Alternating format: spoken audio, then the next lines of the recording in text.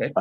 First of all, I would like to personally welcome all of our West Marin customers for attending this water rate study. And we've been trying to do as much outreach as we can to let our customers out in West Marin know about this workshop. We sent out a direct mail through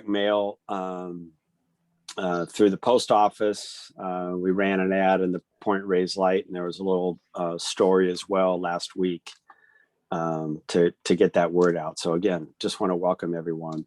And I'd like to give a little bit of background on just what the purpose is of this study. We have some new West Marin customers attending, and just remind our customers that we have two water systems with two separate sets of books. We have our Novato water system and our West Marin water system. And you might hear Mark Hildebrand talk about enterprise zones, and it's another word of essentially separate financial accounting systems. And what we're following right now this year in 2021 is very similar to what we completed in Novato with our water rate study in 2020. And so our board will be familiar with this process. And for those customers out in West Marin, we're undertaking this study in West Marin, recognizing that the Novato system really benefited from a comprehensive review again of our rate structures and how money is collected, to have a document that addresses all of our operating costs, all of our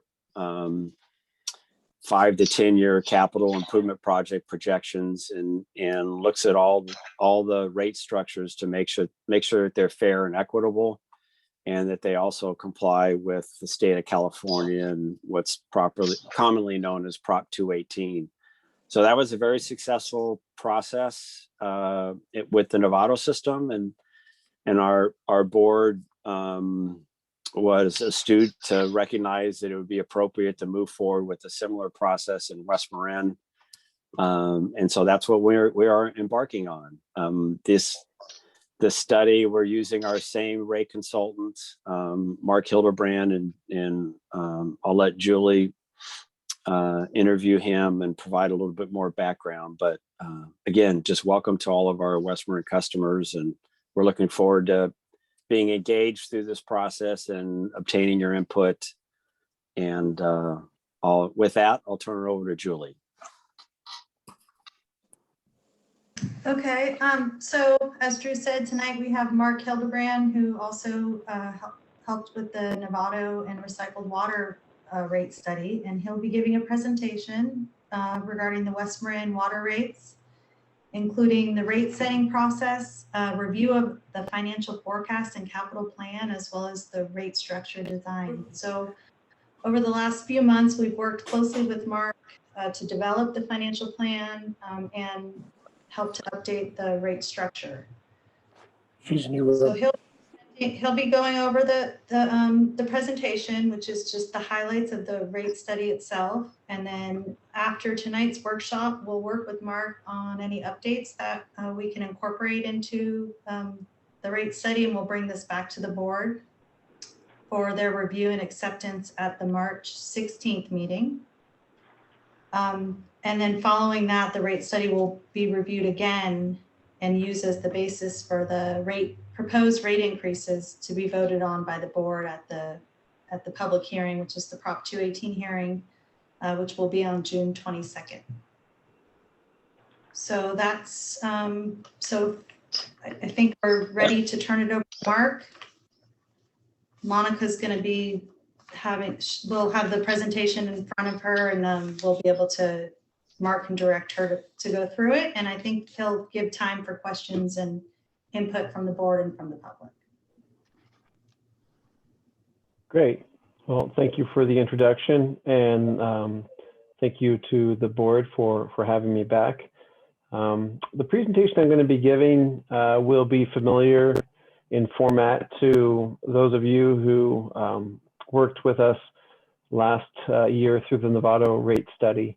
And we have quite a few slides, and given that this is my first time through it, I will spend the time that we need to make sure that everybody is understanding everything.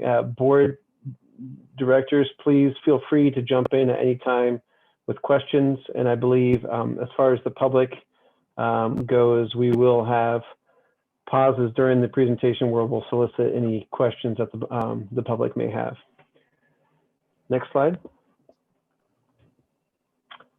So what we'll be covering today, first I'll just do a quick overview of the project scope and the general approach to water rate studies. Then I'll cover the financial plan for the West Marin enterprise. And then there's a few different rate design topics that I'll go over, including the tiered rates that exist out there, Meteor equivalency topic, which was also addressed with Novato. They have a hydraulic zone charge for accounts at different elevations. There's currently an outside customer surcharge, private fire charge. And then once we've gone through all those different topics and we show you the proposed rates, we'll also talk about how the changes to the rates may impact different types of customers. And we'll wrap up with the schedule. Next slide. So when we do these rate studies, these are 3 steps that are typically followed in the rate setting industry. The first step is called the revenue requirement step. You could also call this a financial plan. And this is simply looking at all the revenue coming into the West Marin enterprise and all the money going out. So the money coming in is largely going to be rate revenue, but there's also other miscellaneous forms of revenue. We'll talk about that. And the money going out will be in the form of operating costs and capital costs. And sometimes the capital costs are paid with debt, and so you'll have debt service. And so we really look at, you know, the balance between those two things, the money coming in, the money going out, and we take a high level view of over the next 5 to 10 years, how much rate revenue will need to be adjusted over time in order to make sure that the enterprise and the West Marin Service Area can continue to provide service and deliver the capital projects that it's planning to deliver. We also look at potential debt strategies during that step.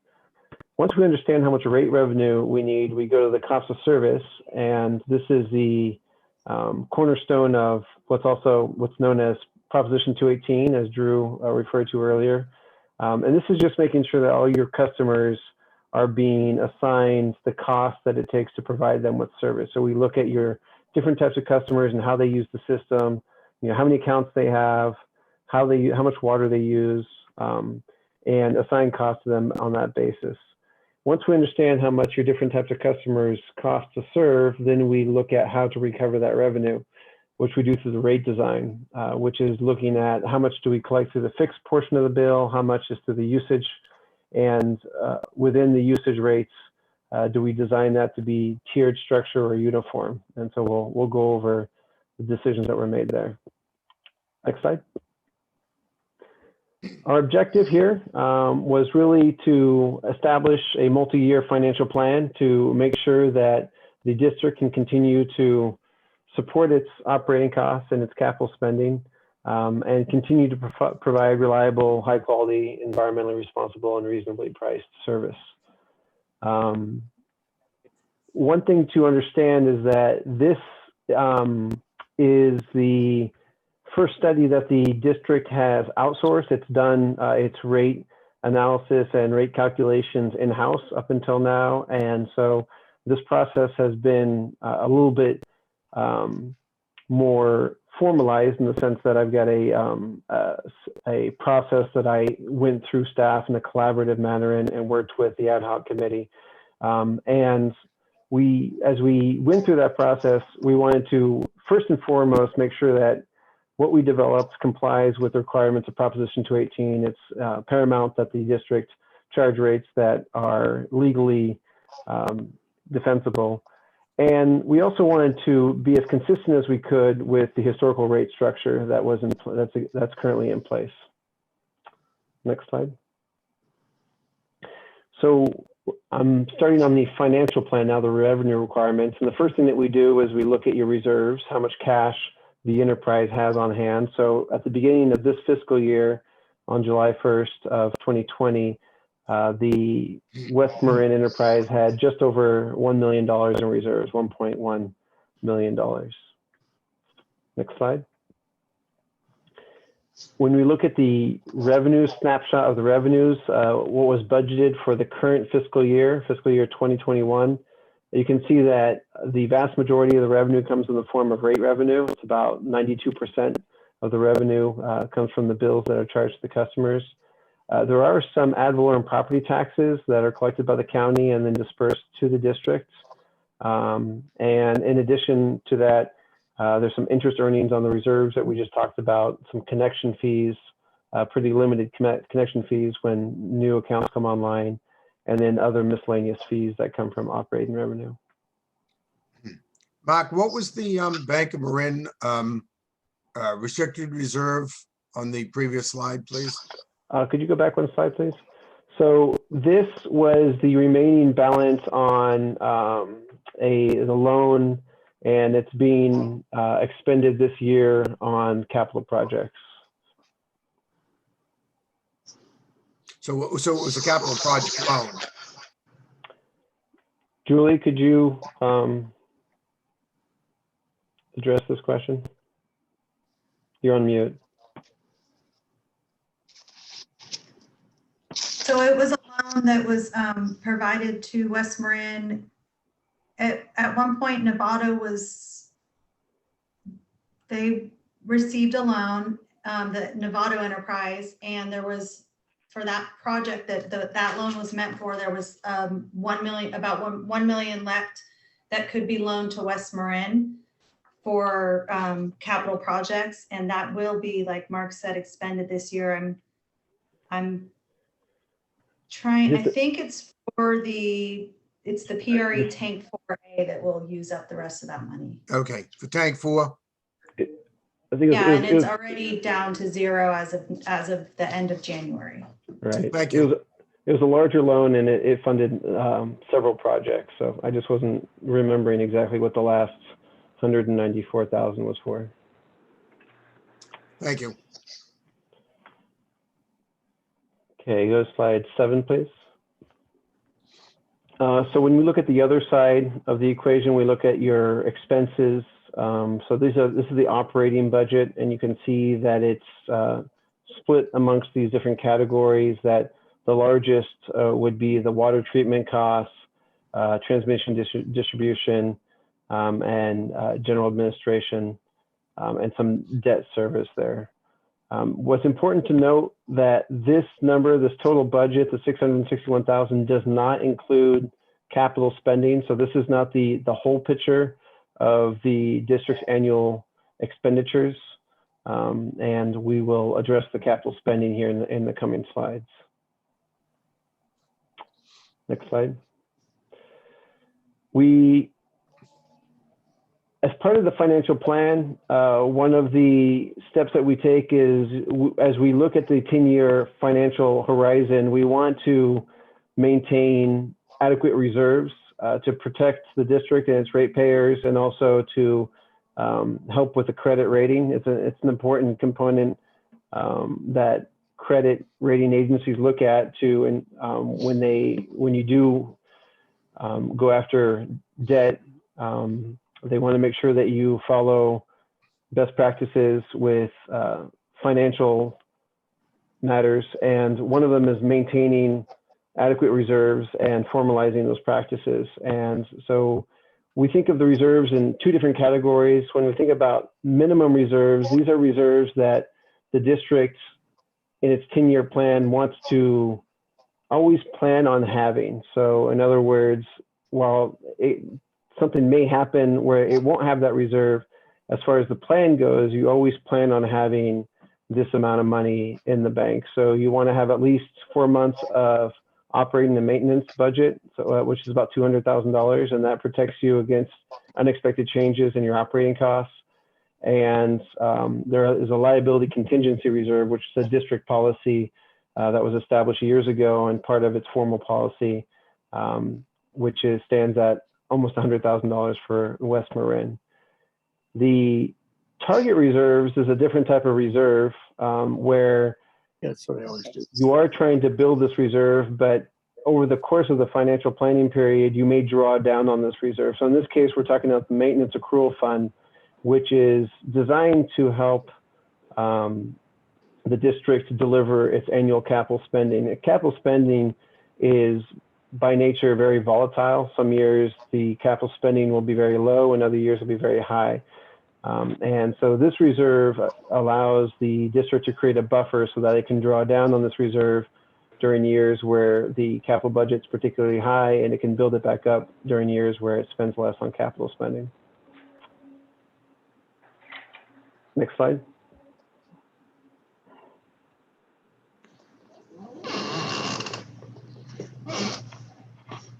So here's a 10-year picture of the West Marin Water Systems capital spending. And what you see here is that from 2017 to 2019, there really wasn't a tremendous amount of capital spending. The district spent about $126,000 a year. I'm sorry, is someone asking a question? No. And you can see more recently, last year in fiscal 2020, in the current year and in next year, there is a spike in capital spending that's occurring, which is drawing down on a lot of West Marin's reserves, existing reserves. After that, the capital spending drops down a bit, but it's still higher than the recent historical lows. And way out in the future, and we're not certain when this is going to happen, but there is a large project dealing with the water treatment plant. There's modifications to be made. That's estimated to be about $3.8 million in current dollars, and we have it shown here as 4.8, which accounts for 10 years of inflation. You can see in the green that we are planning on debt financing some of these costs. So in the near term, about $1.6 million will be financed with an internal loan from the Novato enterprise, and that will be repaid over the course of 10 years.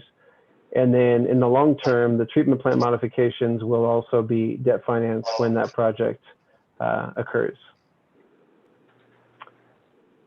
Next slide. So here's a little bit more detail on the projects that are behind that bar chart. You can see some of the specific projects that are occurring. The big projects that jump out in the near term are the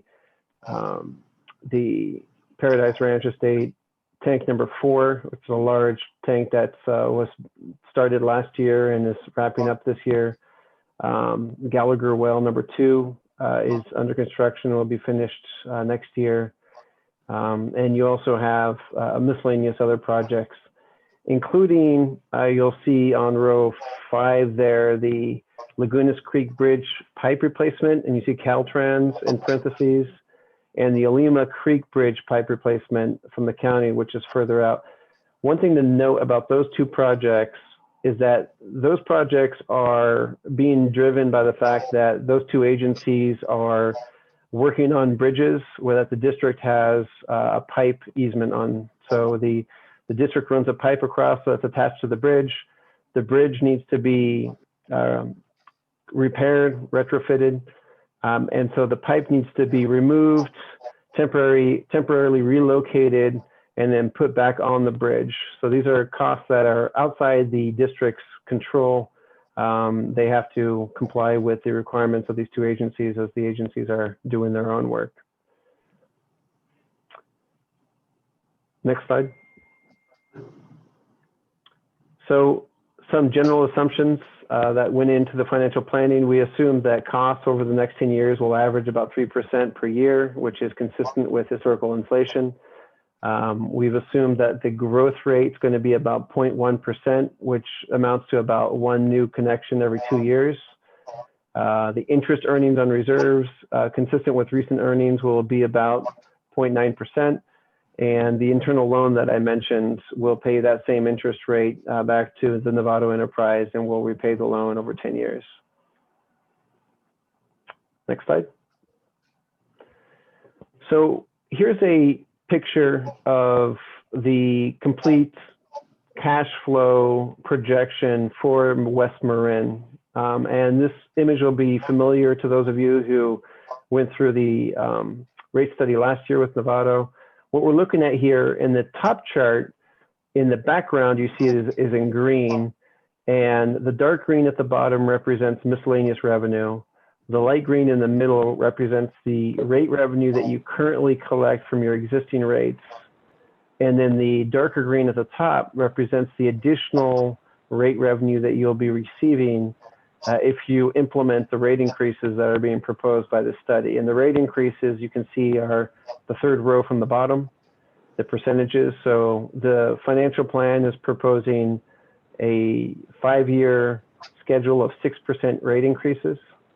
The rate increases thereafter aren't meant to be adopted. They're simply projections, long-term projections to demonstrate that there aren't any large surprises or large rate increases that are expected between years 6 and 10. But really the recommendations that are being made with this study are the next 5 years, the 6% rate increases per year. And so in the middle, you can see, I'm sorry, to finish with the bar chart at the top, the blue that's superimposed over the black represents the expenses. So the dark blue at the bottom would be the operating expenses. The hashed blue in the middle of the bar chart represents the debt. And you can see that debt increases in fiscal 22. That's that internal loan that I mentioned to pay for near-term capital projects. And then the light blue on top is the capital spending, the cash finance capital spending. So the way to read that chart is that anytime the bars are above the green background is a deficit year where your expenses are higher than your revenues. And anytime the bars are below the green, it's a surplus year where you're building your reserves. And you can see the correlation down below in the line chart where the red represents your the beginning fund balance for each year. So you can see that you're starting with just over about $1 million, as I mentioned earlier, and you're drawing down on those reserves over the next 5 years, despite the 6% rate increases. That fund balance is going to get drawn down until it actually goes below your target reserves for a year in fiscal 26, and then it slowly recovers thereafter. And you can see that it bounces above the target reserves in years 6 through 10. It is important to note that you can see on the very last year how it levels off and it starts dropping back down. That's being driven by the increase in debt service. And if you look up at the bar chart at the top, you can see in fiscal 31, the debt service there increases significantly. And that's due to that water treatment project that we mentioned was going to be debt financed. And so there's going to be significantly more debt. And so a lot of what we're doing here with this plan is laying the groundwork so that you can get to 2031 and deliver that relatively expensive projects for this size of a system without any rate shock to your customers. You can see all it requires is another 3% rate increase, and you're going to be well positioned to deliver that project. So we're taking the long view here and making sure that the district is well positioned to be able to meet those future obligations. The last thing I haven't talked about here is the debt coverage ratio, the second to bottom row. That's a measure of how easily the district is able to pay for its debt. These numbers are extremely healthy. The district's policy is a target of 1.5, which you can see it gets down to 1.53 there in 2031. But for the most part, it's well in excess of that minimum target. And then we also summarize the debt proceeds there in the bottom row. So I'm going to pause there for the directors. This was a lot of information that I just threw at you, and a lot of stuff going on this slide. So I'd like to field any questions that you might have at this time. Any questions of Mark? Yeah, I have a question, and that is, I mean, looking at the numbers with my financial planning hat on, you would think it might behoove us to do higher than the 1.6 million internal loan. But it looks like if we did that, it would take us below target reserves, right? And so that's what we don't want to do, is go consistently from 23 to 25 and 6 below target reserves. Is that correct? So you're saying increase the internal loan?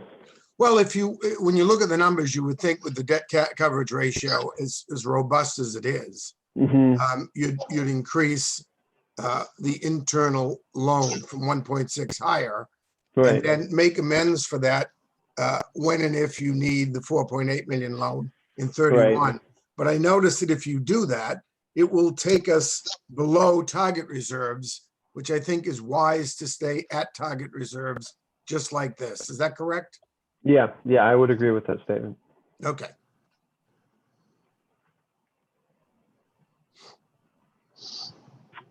Any other questions?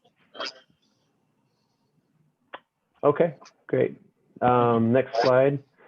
So to summarize, When would it be appropriate for non-directors to ask questions? Director Grossi? Why don't we get through the presentation? I think there'll be probably, hopefully, quite a few questions, and then we can do it at that point, if that's okay, Ken? Thank you. Yes, thank you.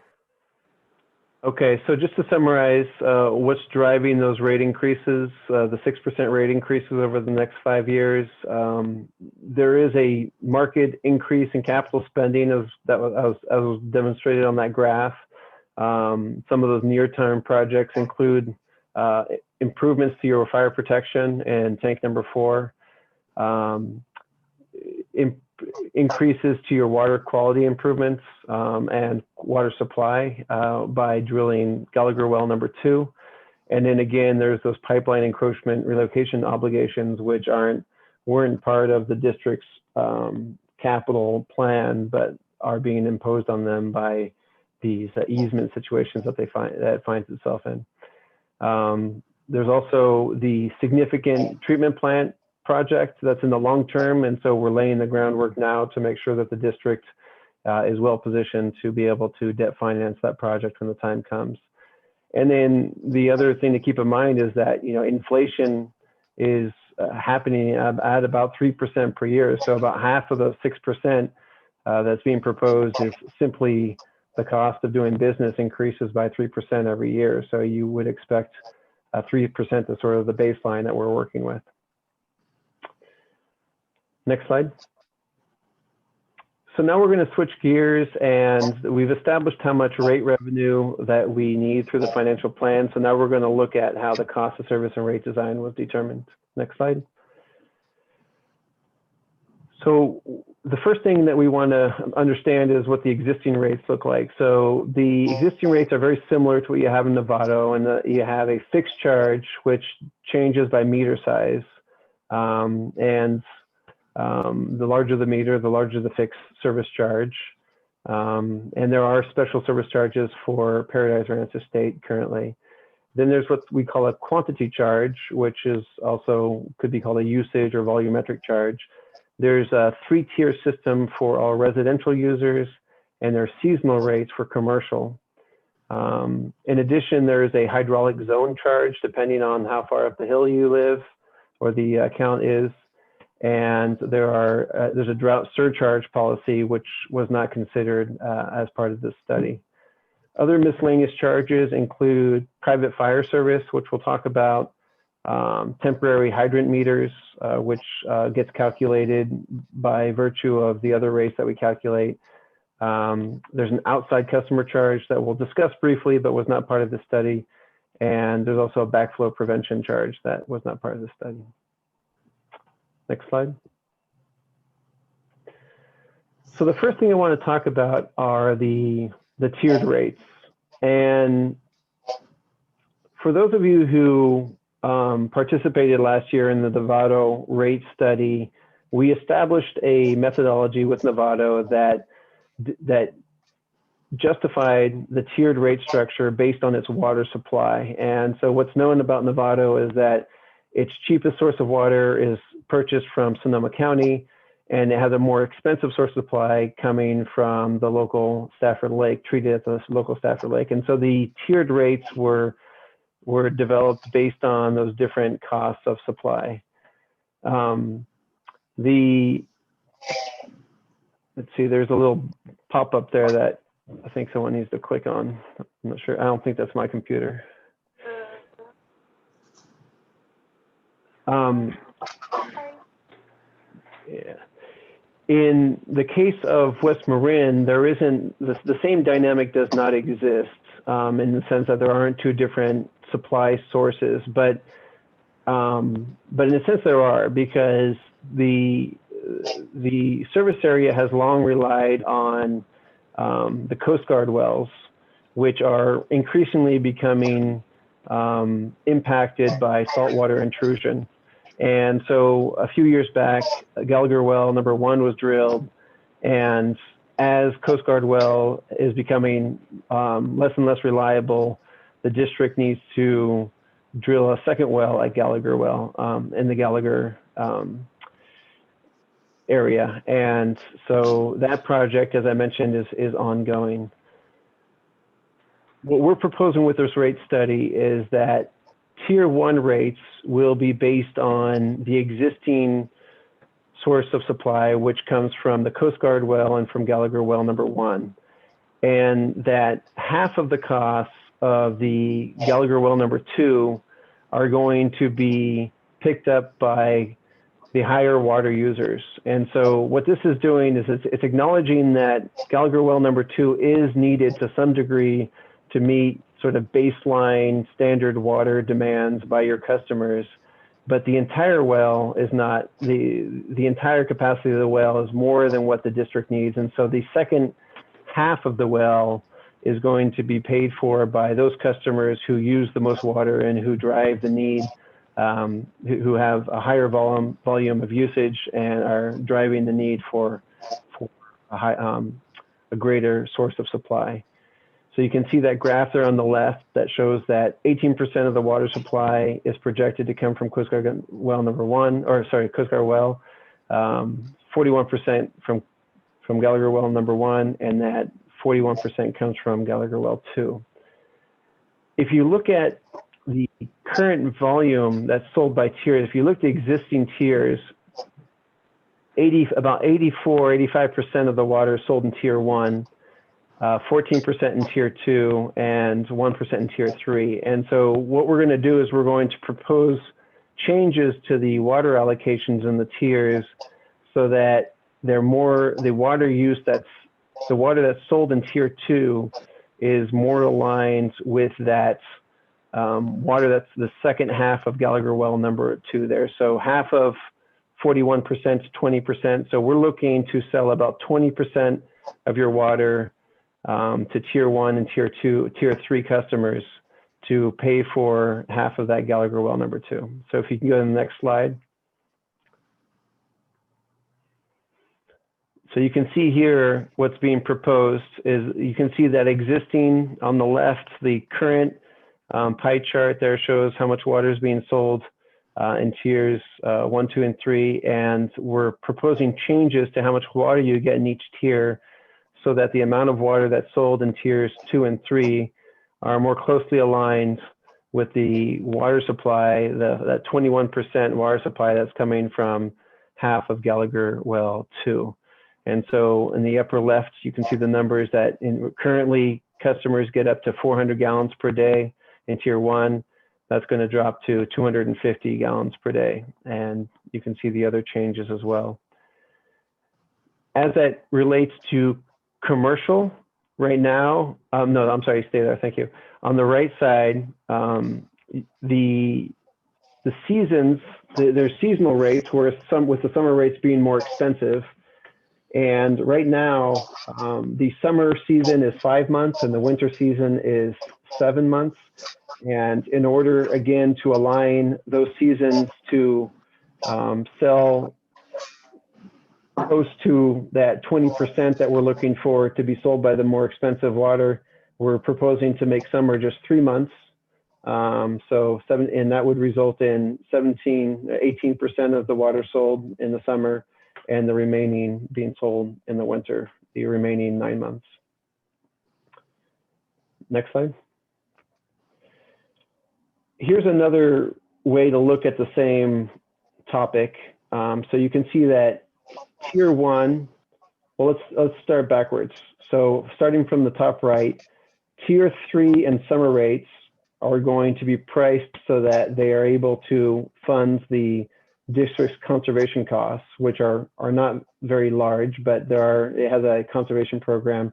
And so the pricing for tier 3 and summer rates will be enough to be able to fund that project based on the assumption that it's the highest water users that are driving the need for that conservation program. Then we're going to also price tier 2 and tier 3 in the summer rates to be able to pay for half of the capital costs associated with that Gallagher well number 2. And then all other costs will be paid for by all 3 of the tiers. So tier 1 and the winter rates, and tier 2 and tier 3 and the summer rates will all carry all the remaining costs. So you can see that the difference between tier 1 and the winter rates versus tier 2 and the tier 3 and the summer rates are simply those additional costs that we show layered on there. So the capital costs for Gallagher well and the conservation costs.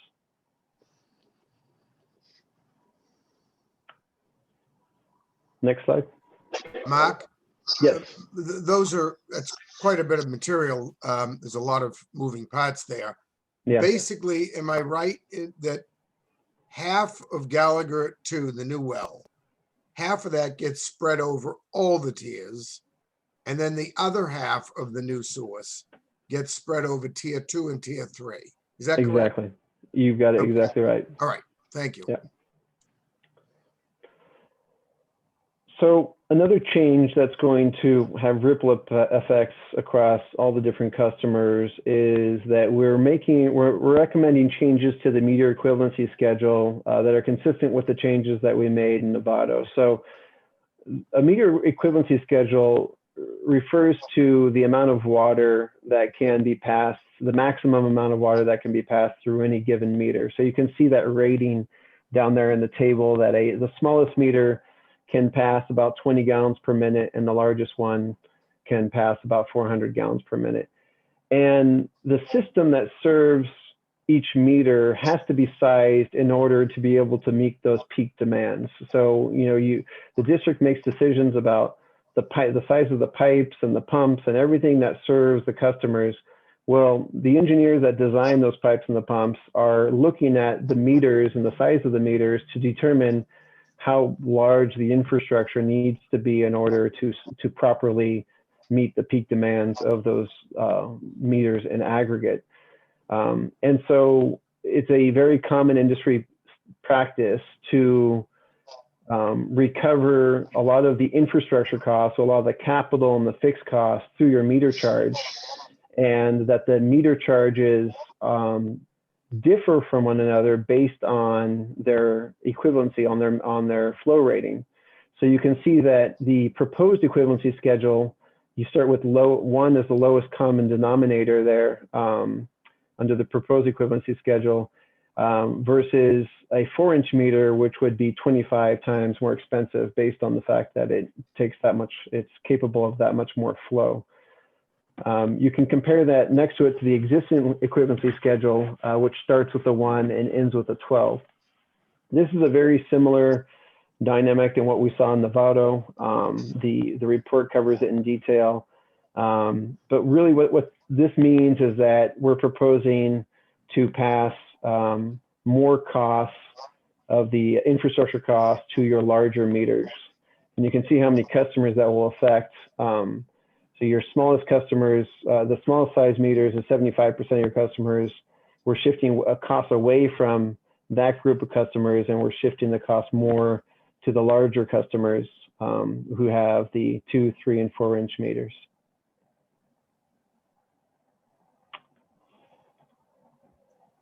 Next slide. The cost of service recommendations that are being made and the way that they've allocated costs to the different customers are going to ultimately create some shifts in how much revenue is collected through the service charge versus the quantity charge. And you can see on the bottom there in Novato, what was previously collected through the fixed revenue was 24%, and the study that we did last year resulted in a 3% increase. Novato is currently recovering about 27% of its costs through the fixed revenue. We're proposing a similar shift with West Marin, where currently you're recovering about 20% of your costs through the fixed, and we're proposing an increase to 25.5% of your revenue through the fixed. This is consistent with a number of things. The cost to provide service is generally largely fixed. There aren't that many costs that the district face that are truly variable, where if people use less water, that your costs disappear. You know, the things that in this case for for West Marin would be electrical costs and some chemical costs associated with pumping and treatment. But really the vast majority of the enterprise's costs are fixed. And so it makes sense that you want to try to recover more of your revenue through the fixed, because it makes you less vulnerable to drought events. What was learned the hard way during that very recent drought, the 2015 to 14 to 16 drought, a lot of utilities had a very hard time financially because of the drought. They lost a ton of revenue, and so it's a pretty widespread practice that utilities are shifting towards recovering more of its revenue through fixed revenue. Next slide. I'll talk about a moment about the hydraulic zone charge. So there are 4 zones in West Marin. Everyone is at least receives the pumping associated with the base. All the water comes from the base level and gets pumped up to zones 3, 2, and 4. The numbering may look kind of switched up there if you look at that figure in the top right. Just for historical reasons and the way that the zones got names over time, it turns out that zone 2 is actually higher than zone 3, so that's why those are flipped there. But water is essentially pumped from the base up to zone 3, zone 2, and zone 4. And pumping is very expensive for water. Water is extremely heavy. It takes a lot of electricity and large pump stations to lift the water. So it's a pretty common practice that, service areas that have a lot of topography charge customers that are up the hill a bit more for their service. What we considered in this methodology was both looking at the infrastructure that serves them. So we looked at the pump stations that pump the water, and we came up with a depreciation expense for those pump stations. And then we looked at the actual electricity costs per 1,000 gallons for the different elevations and calculated the proposed charge. You can see that the charge for zone at the bottom there for zone 3 and zone 4 are pretty consistent with what has been charged in the past. The only one that's changing significantly is zone 2, which is jumping from 25 cents per 1,000 gallons up to $2.19. Next slide. Some other miscellaneous topics. We did look at the private service charges. So this charge, there are some accounts that have private fire services on private property, and the district maintains those services. It's a service that other customers who don't have those private services don't have, and so the accounts that do have that service are charged extra for that. We began to do the math for West Marin, but in looking at the numbers, because of the size of the service area, it was hard to come up with statistically relevant data. And we just did the analysis of the fire service charges for Novato. And really, it's pretty much the same service, and it's the same crew, and it's really basically the same service. So we're proposing that you just adopt the same charges for West Marin as you have in that you just adopted for Novato. Another topic, there's an outside surcharge. that is charged to customers who are outside of the official service area. We did not take a look at those as part of this study, and staff will be recommending that you just keep the existing charge and that you increase it by the general rate increases, the 6% rate increases that we're proposing. Finally, there is a special service charge for the Paradise Ranch Estate accounts. So again, for the service charge, typically it's charged by meter size. Up until now, the pre-accounts, as we call them, have had their own special schedule. That was done because at the time that that service area was installed back in the day, there were specific costs to connecting that service area that existed at the time. But since then, those costs have been paid off. And so there was a revenue bond that had to be taken out at the time. And so those special rates were designed to recover the costs of that revenue bond. But the revenue bond's been paid off. And so we're recommending that we eliminate that special charge and that the pre-accounts pay the same service charge as all other customers. Next slide. So here's a bunch of numbers, which are the final proposed rates that all of the math that we just described results in. I'm not going to go through all of these. I believe that this is available to all participants as an attachment to the agenda. So if you want to sit down and take some time looking at this, I think you should. Basically, what we're looking at is that the proposed rates are in the first column, the current rates are in the second column, and then the change in terms of dollars and percent are shown over on the right. I just went over about 8 or 10 slides that talked about all kinds of changes that we're proposing, both to the tier allocations and the meter equivalency schedule and the hydraulic charge, and there's all kinds of different moving parts. So it's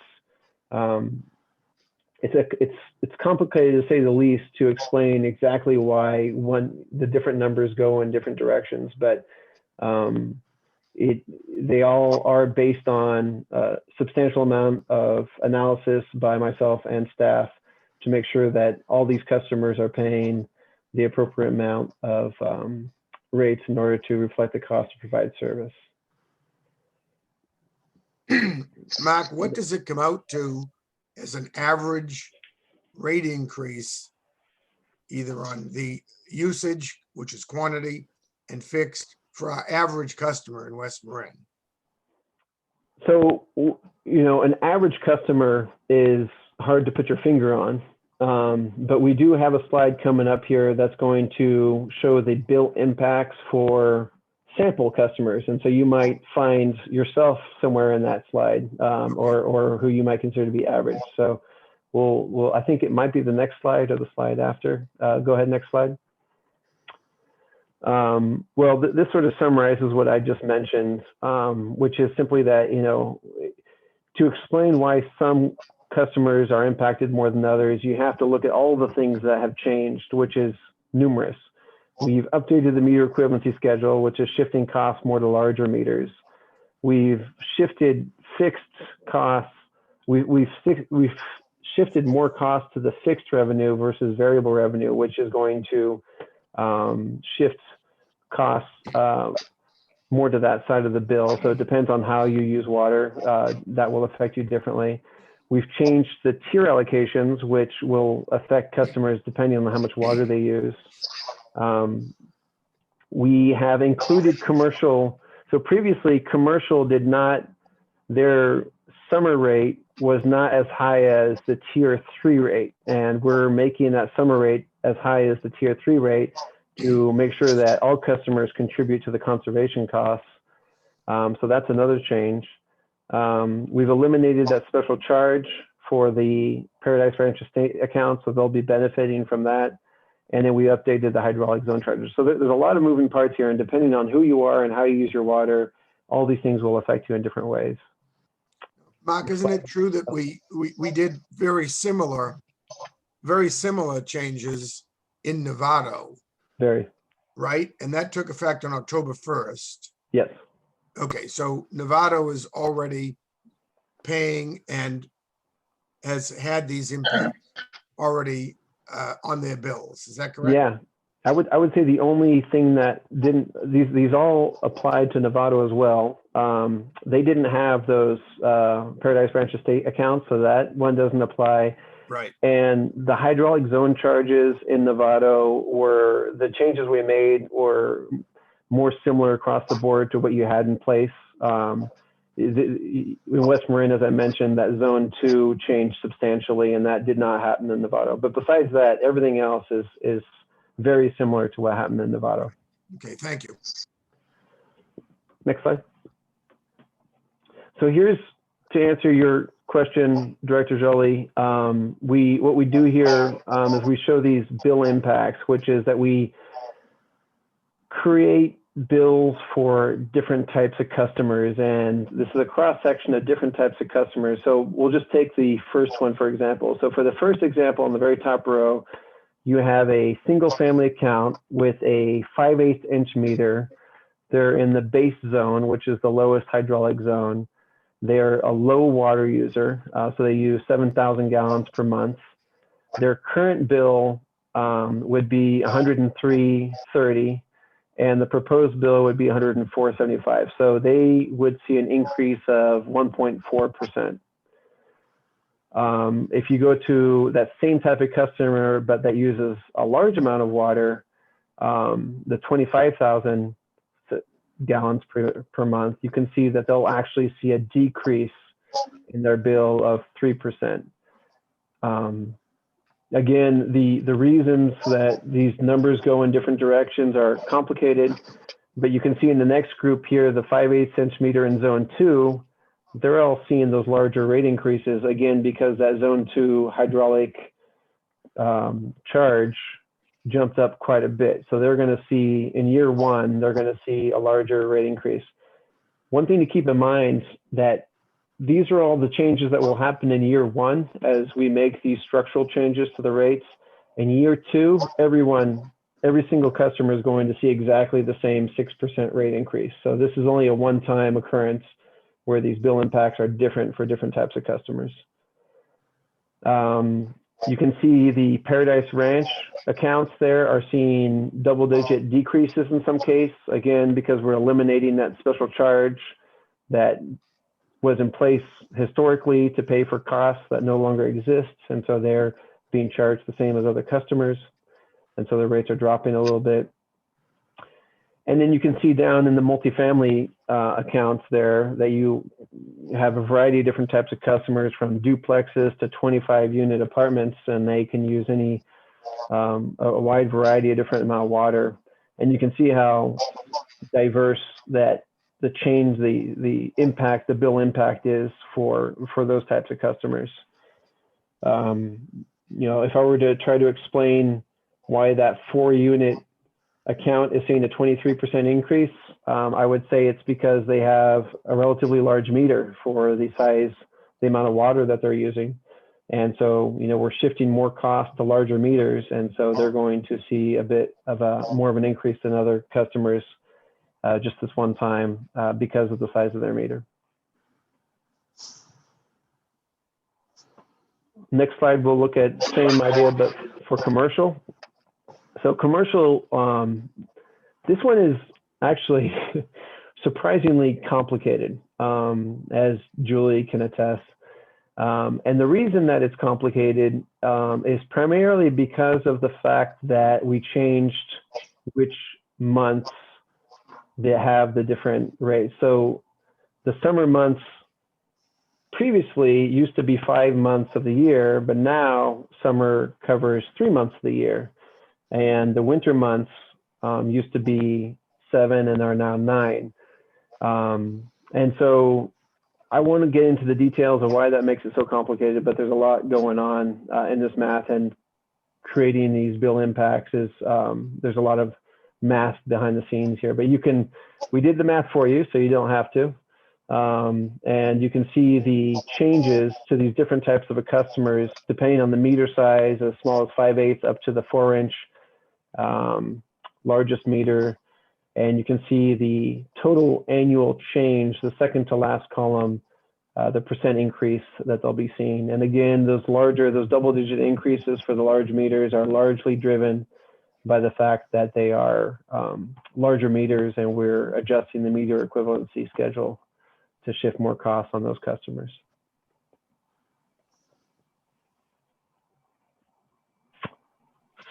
And that's the presentation. We can talk about schedule probably later. This is the bullet number 6 there, the special board workshop, and we'll be meeting again in March at a regular board meeting. So Director Grassi, I'd like to kick it back to you to either direct questions to the directors or to the public.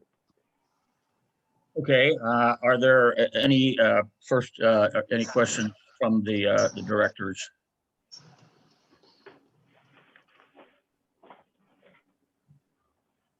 Okay, well, seeing none, let's open it up to the public for questions, and I think we can start out with Ken. He had already mentioned a little earlier. Do you have some questions, Ken? I kind of do. The way I figure it, the rate increases between 2020 and 2027 will be about 40%.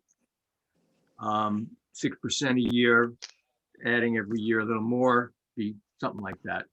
That seems to be a lot. I don't know how that'll go over with the folks in town who are paying for their water, but I think that probably should be pointed out just right off the bat. Another couple of questions.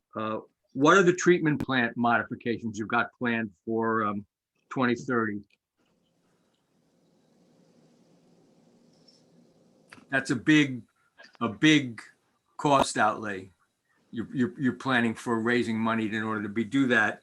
So I'd like to know, maybe we don't have to go into it now, but I think those of us in West Marin need to know what they are, because that's a large cost outlay. Another question, what is the stream bank, the Gallagher stream bank stabilization that you're spending $750,000 on right now? And have you involved Spawn in this? I know that's one area that they like to get into. Should I go on, or should I stop there for now? Why don't we have Drew? Do you want to tackle the first question, or maybe both? Yeah, Monica, can you put us back to the participant view? Yeah, there we go. Okay, yeah, Ken, so your first question, could you repeat that for? It was a statement. It was a statement that the 5 years of rate increases would be, I didn't catch the percent, but I just ran the math. It will be 34% over 5 years. Okay. Okay. So we currently, prior to doing this water rate study, we have our, we do our projections every year, and last year we did a 4.5% increase, recognizing that it was a hardship for our customers due to COVID, but our 5-year plan identified 5% rate increases. So we have consistently for the last at least 5 years, every time we do a new update and communicate to our West Marin customers, our projections going out in the future were 5% rate increases every year. So you're correct. Now we're looking at 6%, but the change really is from what has been historically projected, which was 5%. So it's not a significant change versus what we had been looking at previously. Yeah. And then I think. Thank you for that. I have to admit, I missed the projection that you were going to be raising rates every year. Yeah. And Ken, I believe your second question, Can you repeat that one again? What with the treatment? What are the treatment plant Right. modifications that are planned for 2030? Okay, so the existing treatment facility was constructed almost 50 years ago, and so it's a iron and manganese treatment facility. Ken, we've actually walked out there. We're recognizing that if you just look at the depreciation for these facilities, they typically have about a 50-year life. We think we can get close to about another 10 more years out of that. But going beyond 60 years and not having anything budgeted for replacement of those facilities is not financially prudent. So we recognize that we're going to need to replace those facilities with a new iron and manganese treatment system. The game plan is to try to get some space as part of the former Coast Guard housing for the new plant. It would be more cost effective to keep the existing plant in operation while the new plant is being constructed. And so we did a analysis of what the cost would be for the new treatment plant and the piping and the sludge handling, and we've escalated those costs out to about $20-30, and that's how we come up with that dollar amount there, and trying to get set up so we have funding in place so that we can do what's needed to replace the existing plant at the end of its useful life. And then you got a third question, Ken. Oh, I'm going to have more than just one more, if you bear with me, because we're going to have questions about this at our meeting. I'm pretty sure about that. It was the stabilization project. String bank, yeah, thanks. Right. The Gallagher stream bank stabilization. That's $750,000 going on right now. Okay, that project was driven by the heavy flooding 2 years earlier that happened in Lagunitas Creek, and there was some significant scouring just upstream of the Gallagher Ranch Bridge. We met with the ranch owner at that time, and Marin Resource Conservation Agency and MALT to look at that, and also we had some federal agencies look at that scouring, and the concern was that if there wasn't any armoring done to prevent future scouring, that it could jeopardize the structure of the Gallagher Ranch Bridge. And we use that bridge to support our pipeline that delivers the Gallagher well #1 water to West Marin. So we looked at what would it cost to remove our pipeline and build a new dedicated pipeline bridge to disconnect ourselves from the Gallagher Ranch, the existing Gallagher Ranch concrete bridge. And the cost to have a standalone bridge just for our pipeline was much more than any cost associated with trying to armor the creek bank and ensure the integrity of the existing bridge. We were actually fortunate enough in going through this process we qualified for a 75% federal grant from Natural Resource Conservation Service that paid for 75% of the construction cost of this project. So what you see in Mark Hildebrand's analysis is the actual total project cost. But what's not readily apparent is that our grant funds that we received that offset those costs were over $400,000. I don't remember the exact amount. Julie, do you remember the exact amount? That's not important. Okay. You're saying 75% of that $750,000 was grant funding, not ratepayer funding. Well, I wish I could say 75% of the entire amount. It was 75% of the construction Unfortunately, they don't apply that. They have a small percentages for the design and permitting. So the design and permitting were higher costs. So I think at the end, Ken, our overall costs that were grant funded were in the 50 to 60% of total project cost range. We received 385,000 in grant funds for that project, and through Yeah. January, the total is about 722. So. about half. All right, well, I won't take any more time on that. I mean, I'm same way I feel about the Green Bridge. If it falls down, then we rebuild it. Otherwise, we leave it alone. But that's my own personal opinion, not the voting members of the Village Association necessarily at this point. I noticed that you're still counting on 18%, growing 18% of the water from the Coast Guard well. When is that going to be drawn, and how's it going to be used? Which That was in one of the big pie pictures in the analysis. Right.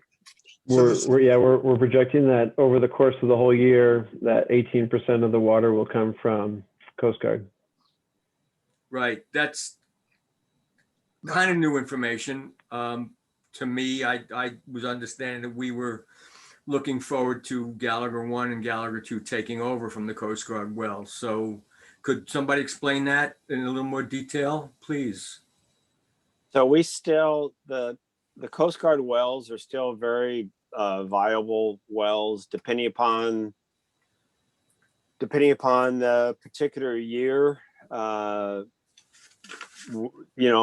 years are not as impacted by salinity intrusion as others. We have some dry years right now, so our operation of the Coast Guard wells is a much smaller percentage, but we still use them. There are still times we need to take Gallagher well out of service, and we'll run the Coast Guard wells. So by all means, we're not eliminating use of those wells. But as you can see, you're 100% correct that with this analysis, the majority of the supply now is being focused on the Gallagher ranch site more so than the Coast Guard well site. Now, Just to help Ken out here, it's a point I mentioned in previous board meetings. The Gallagher 2, we're hoping, even though we're having some permitting issues, we're hoping to bring that on when, and can we make the Coast Guard wells more seasonal so that salinity becomes less of an issue? And going forward, will Gallagher 1 and Gallagher 2 pick up more than 86%? Depends on the year. So, we basically have multiple wells that we can draw from, and we operate them depending upon the water quality at any given time. So if it's a very wet year, it could be that we're using the Coast Guard wells more than if it's a dry year and we have more salinity intrusion and need to rely on Gallagher wells. But it's important to recognize that at any given time, each of these wells needs maintenance. They need to be taken out of service. So it's really important that we have the flexibility to utilize these different sources when it benefits us the best. And it's hard to identify, hard percentages at any given time. It's a snapshot. It's a snapshot at a certain period, but that snapshot could change as weather conditions change at any time. So it's good to have with Gallagher 2, whenever that becomes operative later in the summer, if we hit that target, we'll have just greater redundancy of supply, right? Correct. I mean, right now That's with only one well at Gallagher, as you can imagine, if we need that well is about 30 years, which can be the end of the useful life for a well. So, and we have no other source there from a redundancy standpoint to continue to get water out of the Gallagher Ranch. So just from a redundancy in and of itself, having that second well is important. like we do at the Coast Guard. We have 2 wells at the Right. Coast Guard. We only need 1, and we have redundancy there. Does that help, Ken? Thanks, Director Jolly. It does help. I'm assuming, but I will vocalize it anyway, that when you would take the Gallagher well offline for maintenance, it would be during a season of the year when creek flow is high enough so that salinity intrusion in the Coast Guard well was not a factor. That's correct. Although we are, just so that you know, we're planning on doing some maintenance in Gallagher well number 1 within the next month and a half, when the demands are still low, recognizing that, you know, we can't have it off for very long. We think we can get, it needs a, I'll use the technical word, just a kind of a scrubbing. It shouldn't take more than a couple of days. We have some scale built up on it. Our output from that well has been decreasing over the last year and a half, and we need to, before we move in to the spring, summer of this year, it's prudent for us to get in there and do a little bit of a scrubbing on that well to increase its capacity again. But we're definitely cognizant of trying to do that work at the best time. And so you're convinced that the output has been reduced because of the buildup in the pipe, not because of the other supply considerations? Yeah, no, it's something that we've had to do periodically. It kind of just scales up, and we need to go in there and clean it. So Okay. I would expect after we clean it, we'll get some more beneficial production that'll help us as we move into the spring, summer. Thank you for that. I have one more, and then I won't take any more of the time right now. Although I imagine we'll be discussing this at some future time. How much of North Marin water now goes outside the service area?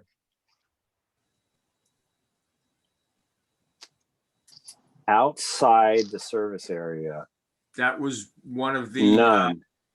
No water is going outside the service area right now. I think he's referring to the customers who aren't technically within the service area that Correct. are served. Yes, thank you, Mark. They are in our service area.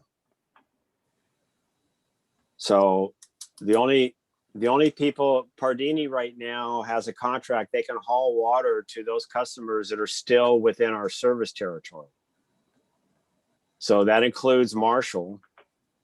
Right. So Ken, in your mind, you might think that that's outside of the district service area, but actually we do have Marshall as part of our service area. Right. Well, that's another discussion we'll have another time. I know Right. you've received a letter on that subject.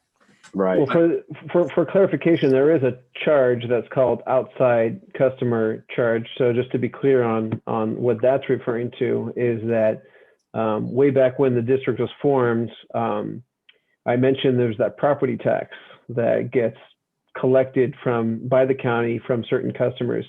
There's some customers that the county does not, it collects the same property tax, but that property tax doesn't go to the benefit of the district because of where the lines were drawn at the time. So there's a difference between those customers and customers that are within the, so there's certain customers that contribute the ad valorem property tax, and that money goes to the district. And there's some customers who are outside that line whose property tax contribution goes to other agencies. And so that's the distinction there. So there are two different lines. The water district has their line of what the water district is, but the tax district looks at it differently. So we have the outer perimeter, which is the service area, and then we have a smaller boundaries within those service area called improvement district. And that's what Mark Hildebrand is referring to, is that when we took over these private systems, improvement districts were formed, and that's where the taxes were collected for those improvement districts. So we have improvement districts for the Point Reyes Station area and Inverness Park, et cetera. And so those, you're within that improvement district to pay that tax. Those folks that are outside of the improvement district, but still within our service territory, pay those higher rates. Thank you for that. Drew, I actually didn't know there was a distinction between improvement district and service area. That's an interesting thing for us to learn. I won't take any more of your time up right now. I appreciate this workshop. There's a lot of information there, and I apologize for not paying attention sooner than this year, but we're trying to pay a little more attention now, and we appreciate your patience with us. Always appreciate your questions. Yeah, and I'm sure you'll have more as time goes on. Okay, thank you. Are there any other members of the public who have any questions? Okay, seeing none, got some kind of garble there. Any more questions from the board? Well, one thing I wanted to mention to our long-suffering West Marin customers, because it's been a very difficult year for them, and we have another dry year coming, compliments of the weather for all of us. But I wanted I think the board would like all of our West Marin people to know that, like on the fire out in the Point Reyes National Seashore, that took 1,200,000 gallons of water that we give to the fire district. We don't charge anyone anything for that. We donate that as a public service because we think that's essential. And part of the CapEx going on here is for the new tank, which is really going to enhance fire protection. And that's something we really have to plan for because of the dryness of the fuel and what we saw last year out in West Marin. So I just wanted to point that out. Thank you. All right, any other board members? Okay, this was a workshop, so there's no action to be taken that's needed tonight. Do we want to look at the schedule of what the next meeting is? I think, Mark, you had it at the end of your presentation. Yeah. So, President Grassi? yes.